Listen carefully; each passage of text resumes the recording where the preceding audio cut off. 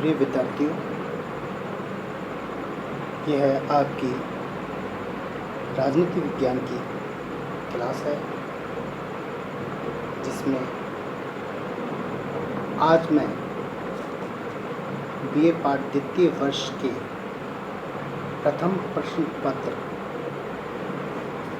प्रमुख राज्य व्यवस्थाएं में से यूनिट सेकेंड का टॉपिक अमेरिका संविधान पर चर्चा करेंगे।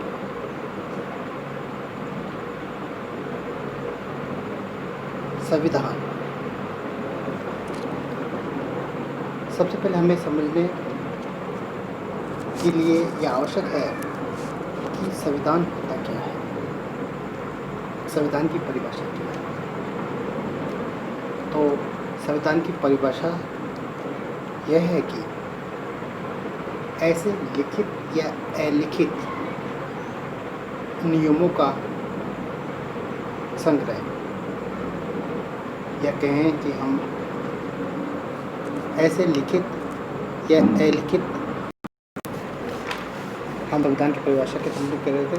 तो संविधान की परिभाषा के संबंध में यह है कि लिखित और अलिखित नियमों का समूह, जिससे देश की शासन व्यवस्था का संचालन किया जाता है या शासन का संचालन चलता है, उसे हम संविधान कहते हैं। तो लिखित व अलिखित ये दोनों प्रकार का हो सकता है। जो देश को चलाने के लिए सबसे आवश्यक तत्व होता है, जिसे हम संविधान कहते हैं। अब हम देखते हैं कि ये संविधान जो शब्द है, इसका सर्वप्रथम प्रयोग ब्रिटिश नागरिक सर हेनरी मैन के द्वारा किया गया था, जो कि लैटिन भाषा के शब्द कॉन्स्टिट्यूशन से बना है। कौन से भाषा के शब्द? लैटिन भाषा के शब्द कॉन्स्टिट्यूशन से बना है, जिसका अर्थ होता है प्रबंध करना, प्रबंध करना। अब जैसे हम देखते हैं कि ब्रिटेन है, ब्रिटेन में जो संविधान है वो अलिखित है। वर्तमान में हालांकि कुछ संविधान लिखना प्रारंभ हो गया, हस्तलिखित है, होना प्रारंभ कर दिया उन्होंने, लेकिन जो मूल संविधान उनका है वो अलिखित है। आज हम जो अपना टॉपिक अमेरिका है, अमेरिका की बात कर रहे हैं। यहाँ पे जो संविधान है वो लिखित रूप में लिपिबद्ध है। तो जब हम अमेरिका संविधान की बात कर रहे हैं, तो संविधान ऐसे ही नहीं बना है। इसे बनने के लिए भी कई वर्षों का समय या संघर्षपूर्ण इतिहास इसका रहा है, तब जाकर इसका निर्माण हुआ। तो हम सबसे पहले इसी संविधान के उदय के बारे में पढ़ते हैं कि इसका उदय कैसे हुआ। तो इसमें है संविधान का निर्माण। किसके संविधान का? अमेरिका के संविधान का निर्माण 1789 में हुआ, जो कि एक संघर्षपूर्ण इतिहास का परिणाम रहा है। हम कह सकते हैं कि 150 वर्षों का उनका संघर्ष रहा, या संघर्षपूर्ण इतिहास होने के बाद वहाँ के संविधान का विकास हुआ, जिसके अंतर्गत यूरोपवासी अमेरिका बसने लगे और उन्होंने स्वतंत्रता की घोषणा करते हुए एक संविधान का निर्माण किया। कौन? यूरोपवासी, जो यूरोप के लोग थे, वो अमेरिका में आकर रहने लगे। धीरे धीरे वहाँ की जो भूमि है उन्हें अच्छी लगने लगी है, वहाँ का पर्यावरण अच्छा लगने लगा। वो वहीं में रच के बस गए और उसी पक्ष मानने लगे, या कहें कि उसके प्रति प्रेम की भावना, देश की भावना उनमें विद्यमान होने लगी, और धीरे धीरे उनमें स्वतंत्रता की भावना भी विद्यमान हुई। इस प्रकार वहाँ पे संविधान का निर्माण हुआ। अब इस संविधान के उदय के लिए क्या क्या कारण रहे? वो 4 कारण हैं, जो है पहला पॉइंट औपनिवेशिक युग, दूसरा स्वतंत्रता की घोषणा, और तीसरा पॉइंट है परिसंघ की स्थापना, चौथा पॉइंट संविधान का निर्माण। तो तो हम कह सकते हैं कि 4 चरणों के द्वारा अमेरिकी संविधान का निर्माण हुआ। इसका पहला चरण है औपनिवेशिक युग। अब क्या हो गया, जो 17वीं शताब्दी थी उसमें यूरोप के जो लोग थे वो बड़ी संख्या में तीव्र गति से कहाँ पर आके रहने लगे, अमेरिका में, जिसका प्रमुख कारण हम व्यापार, आमदनी, आर्थिक, धार्मिक कुछ भी बता सकते हैं, लेकिन मुख्य कारणों में आर्थिक, धार्मिक ये था। ये लोग अधिकांश थे अंग्रेज थे और इन्होंने अपने साथ विरासत के रूप में अपनी संस्कृति, सामाजिक परंपराएं, शासन संबंधी विचार इत्यादि साथ में लेकर आए। कहाँ पर लेकर, अमेरिका। उन्होंने उपनिवेशों की स्थापना की, मतलब यहाँ पर बसने के बाद उपनिवेशों की स्थापना की। ब्रिटिश साम्राज्य से आज्ञा प्राप्त कर उपनिवेशों की स्थापना कैसे की, ब्रिटिश सम्राट था वहाँ से आज्ञा प्राप्त करके 1775 में अमेरिका में उपनिवेशों की स्थापना की। जो सबसे पहले उपनिवेशों की स्थापना की थी वो थी 13 उपनिवेशों की स्थापना। ठीक है, अब इसके बाद अगला जो चरण आ रहा है वो है स्वतंत्रता की घोषणा। अब जब यूरोपवासी यहाँ पर आके रहने लगे, बसने लगे, यहाँ का पर्यावरण उनको अच्छा लगने लगा, उनमें विभिन्न प्रकार की देश हित की भावना हो या प्रेम की भावना हो विद्यमान होने लगी। तो इसके बाद की ओर जैसे जैसे समय बीतने लगा, इन उपनिवेशों को अपनी संस्कृति और राष्ट्र का विकास होने लगा। हमारी भी अपनी राष्ट्रीयता और संस्कृति होनी चाहिए। उनमें अपने देश के प्रति भावनात्मक लगाव भी कम होने लगा। मतलब कि जो यूरोप से आए थे, जिस देश से यहाँ पर आगे बसे थे, जो पुराने देश था जहाँ से आए थे, वहाँ की जो भावना है वो कम होने लगी और जहाँ पर रहने लगे वहाँ के परिवेश में उन्हें अच्छा लगने लगा और स्वशासन के बारे में सोचने लगे। 1760 में ब्रिटेन की आर्थिक स्थिति अत्यंत खराब हो गई। अब क्या हुआ कि जो ब्रिटेन की आर्थिक स्थिति वो खराब हो गई। ऐसी स्थिति में अमेरिका ने जो आर्थिक स्थिति थी ब्रिटेन में अपनी सही करने के लिए क्या किया, जो अमेरिकन उपनिवेश थे,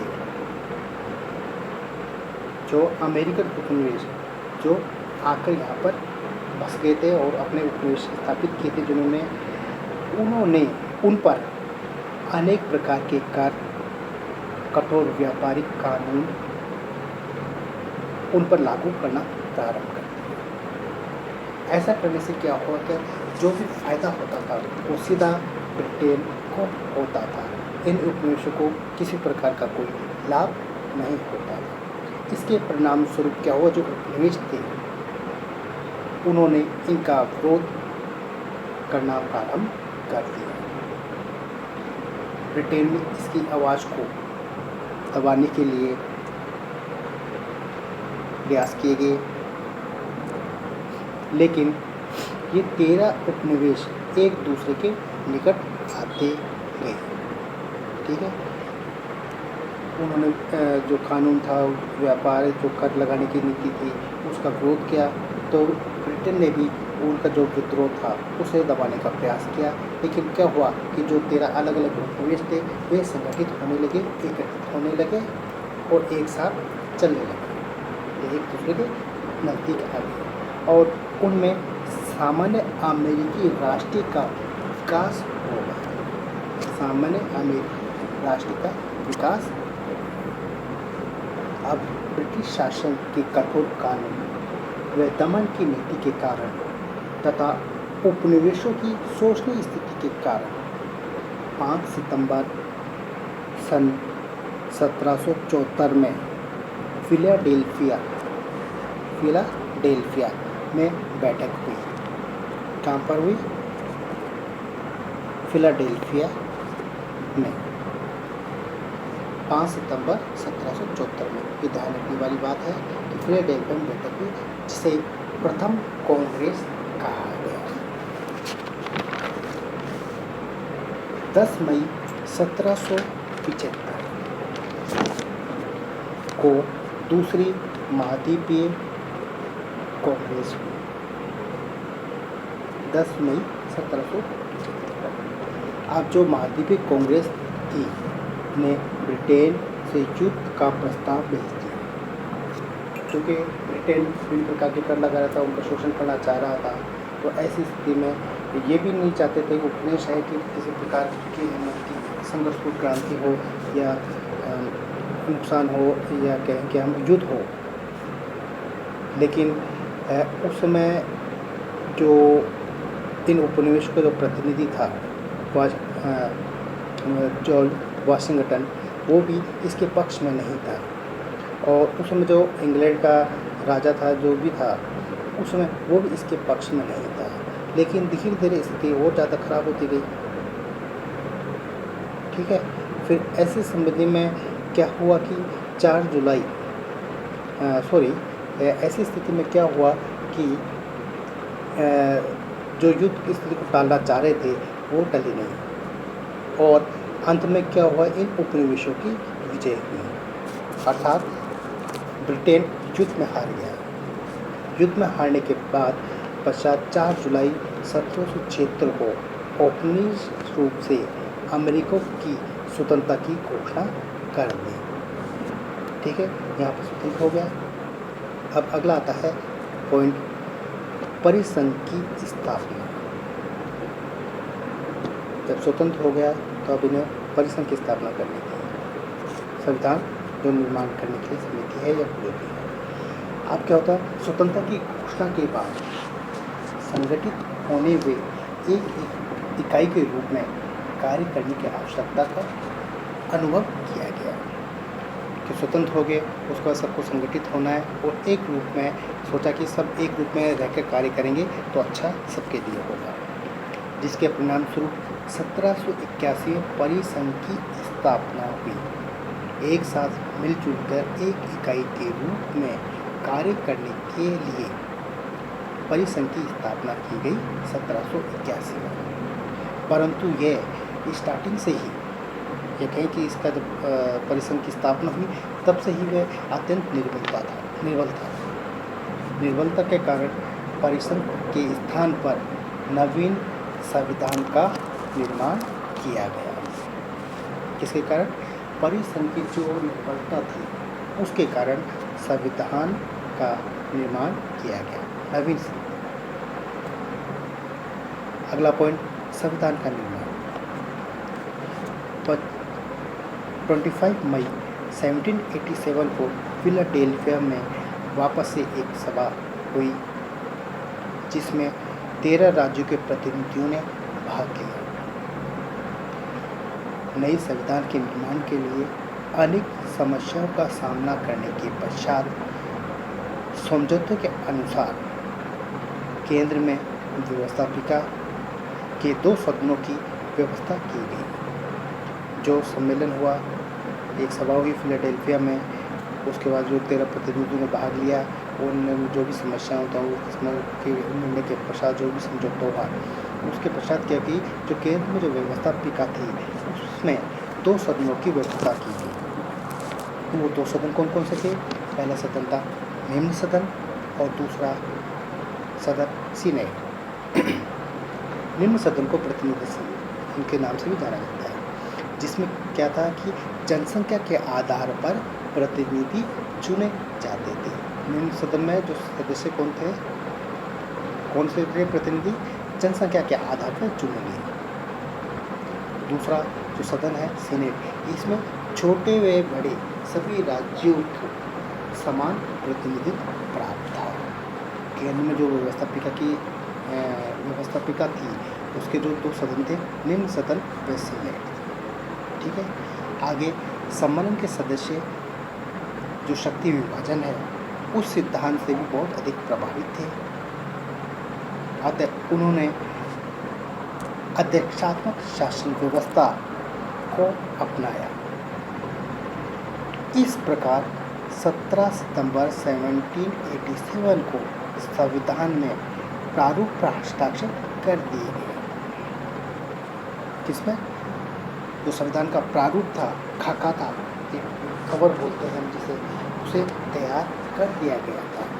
इस प्रकार अमेरिका में शासन व्यवस्था का संचालन 1787 में निर्मित और 1789 में लागू इस संविधान के आधार पर ही किया जाता है। इसमें अब तक 27 संशोधन हो चुके हैं। ठीक है, यहाँ पर हमें ध्यान रखने वाली बात है कि जो 1787 है वो एक प्रारूप के रूप में बनाया गया था। वो प्रारूप जो संविधान है इसका ये कहें कि हम जो इसका संविधान संक्षिप्त है, विश्व का सबसे संक्षिप्त संविधान है, वो इसके प्रारूप के ही कारण है। अब इसे आगे जो संविधान के निर्माण के स्रोत हैं उनके बारे में हम अगली कक्षा में चर्चा करेंगे।